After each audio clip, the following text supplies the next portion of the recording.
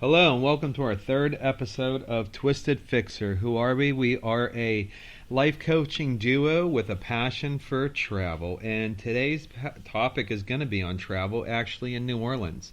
We are doing this show live from New Orleans.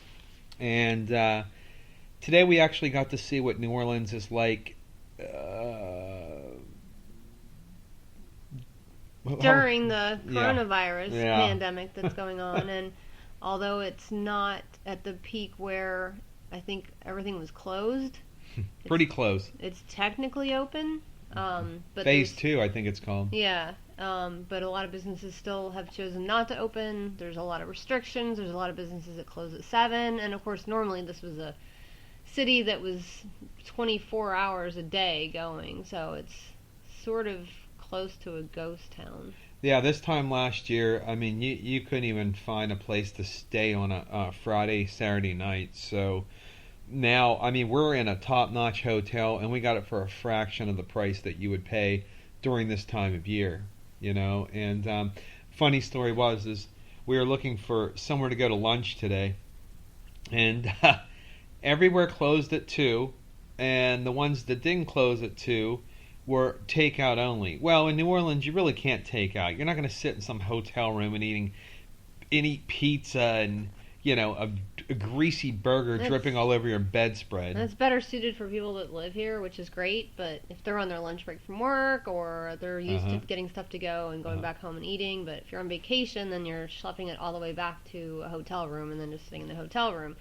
So we're not complaining. We understand that those are the health guidelines, but there wasn't really any way to find out ahead of time, so it was a lot of walking all the way to a place and then finding out it's not open at all. A lot of walking. A lot of walking to another place and finding out it closed at 2 and it was like 2:15. A lot of walking to a place and finding out once you get there that you can't. There's a limited menu, but you have to use an app to order it and then wait and pick it up. So it was a little bit tiring, a little bit frustrating, especially when you're hungry. Well, let me rewind really quick. Well, let me finish that. Go to the full circle.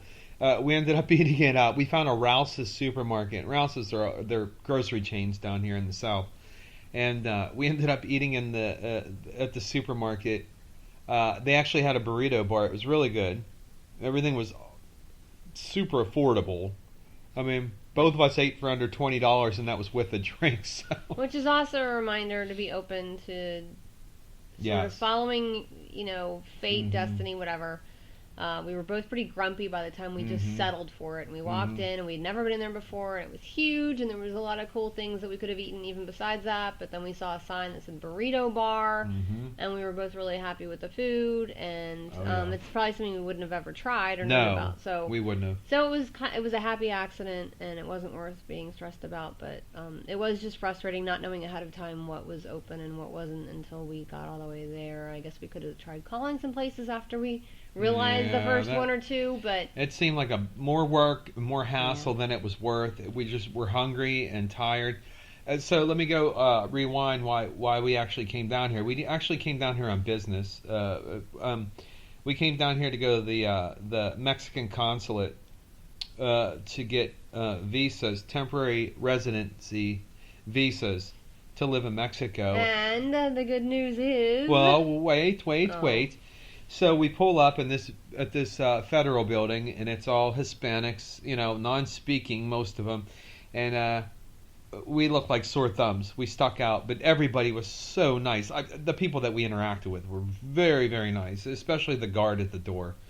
And so was Monica at the consulate. Monica was great, but then we had to wait a little bit, so we kept plugging the meter, and it was getting more hot out, more intense, and our moods were diminishing, and mine especially, because I get angry. I have to work out in this humidity, and the humidity in Florida and Louisiana and the South in general is just so intense right now, and it feels like you're in an oven. And if you're not used to it, I don't think I'm still used to it. But anyways, so we waited and finally got called in. And we go up, we give her all our paperwork. It took about 45 minutes? I don't even think it was that long. It's just then after we handed everything in, we had to wait, obviously, to get approved or, not approved. But, then pay the money for the application, and then you still have to just wait. And you realize that at the end of it, that if you're denied, then you've spent half a day plus paid for the hotel, which we didn't have to stay in New Orleans, but we needed a night away, and paid for the application, and then that you could get turned down. Well, I have a question for you. If we actually would have paid for the application, which we did, so do you have a time period where if you get turned down, that you can reapply? You can reapply and not have to pay that again? I don't know for sure, but from what I would assume is that no, it would be like if you went to get your driver's license and you didn't pass the test or something, you have to go back and reapply. So that's what I thought. Yeah. So what was the good news? What came out of this? The good news. Why did we come down here? Why are we here? The whole reason that in the middle of a pandemic, we took a day off from work. And paid extra money to much needed. Go ahead and spend the night in a hotel in New Orleans so we could apply for our 4-year temporary resident visas. And the good news is that we both got them. Dun, dun, dun, dun. And explain to our audience how that works. I didn't realize, because I don't think I pay attention much to anything. I have a short attention span. Well, I tried to run with this part because you're good at it. Well, no, I just wanted to. I've been trying to sort of convince you to try this journey of not just visiting Mexico, but trying to live there more than a couple weeks. So, you explain to the audience. I don't know how this works. You have your I forget the 6 month, which is just basically what anybody can get. I don't know. And 6 months is great, but it's just tricky if you decide you're there and you want to stay longer. It's not as easy to get back. Right, and you obviously cannot plan on staying illegally. So it was much easier. Well, not easy, but it was a better plan to go ahead and try to get at least the temporary residency, which would give you 4 years. Because there's a huge difference, obviously, between 6 months and 4 years. And since we're hoping we'll like it and want to stay and everything works out so that we can stay in more than 6 months, and it would be nice to be able to do it for up to 4 years if possible. Right, and then the next step for me, I have to find online work. So if anybody's out there, anybody listens to this at all, and we hope you do, we realize there's billions of podcasts and lots of categories. If you can, point me in the right direction of an online job, I'm a writer. I have a degree. So, I'm going to have to look for that next, right? Yeah. WRITE or RIGHT. So, we couldn't do this without your support and your help. So, we are going to head to Mexico with or without you. But if you support us and we go YouTube famous, hey, who wouldn't want to see two middle-aged people who give advice on how to live? And, we would go viral and we can get our way to Mexico and we can do our podcast from Mexico. And how fun would that be to see us in Mexico happy? I think that'd be great. So realistically, you're probably not going to be able to fund us, but if anybody knows of any jobs online that are legit, that would also be super helpful. So by the way, you can find us on Instagram at Twisted Fixer.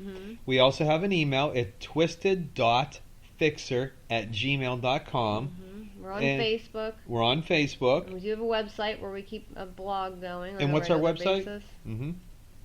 Well, it's through Wix, WIX. WIX. Yeah. Just look up Twisted Fixer. You'll find us. It's, not hard. Just type it in and you'll find us. So, we're reporting live from New Orleans, and we hope you enjoyed this episode. No, the other thing I wanted to talk about before we do wrap it up is, in the midst of all this, the tough part for us, too, is that we are from Florida right now. Well, not originally, but it's where we live now. It's where we call home now. Yes. But our, as of yesterday, I think, they are reeling back in phase 2. Yeah. To some degree. Yeah. Where I'm very confused about the bar situation where bars are still open, but they can't serve alcohol there. Let it linger for a couple minutes right. here. Let's talk for a couple minutes. As if the alcohol is the problem. Like, the problem is the people going into bars, right? I mean, that's how it spreads. It's not the alcohol. So anyway, right. I guess you can still go to bars. I don't know if you can drink still at the bars. Yeah, you can get it to go. So anyway, that and so our numbers have spiked. That's why. Yeah. Mm-hmm. So I guess just in keeping current with where we are, and it's just very strange to see what we thought we were finally working towards crawling out of, and now it looks like we may have to go back a step, and the masks are required, and restaurants and bars are started closing again. Oh, God. So it's sort of like 2 steps forward and 2 steps back or something. So anyway, that's where we're at with that right now. So it's nice to be away for the night. Although we're still, of course, wearing masks here. And we wore masks all day, basically. A lot of things were closed. You can't even go into an establishment without wearing a mask here.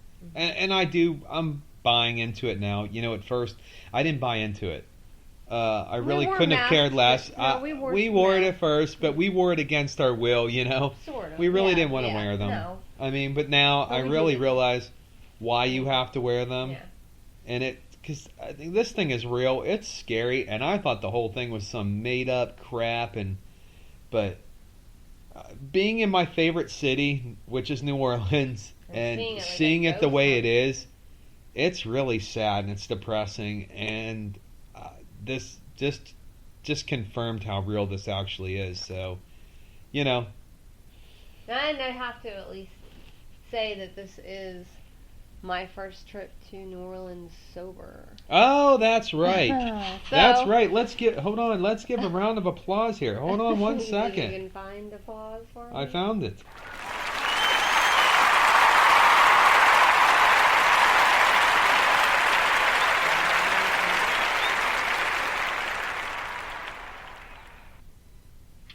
Okay, we're going to wrap this up. Don't forget, you can find us on Instagram. You can email us at twisted.fixer@gmail.com. And what's our website? Just look up Twisted Fixer on Wix. Wix. Yeah. Okay, and stay tuned for episode 4 coming up next week. And we'll talk to you soon. And everybody stay safe out there. We're with you. We're out. Bye. Bye.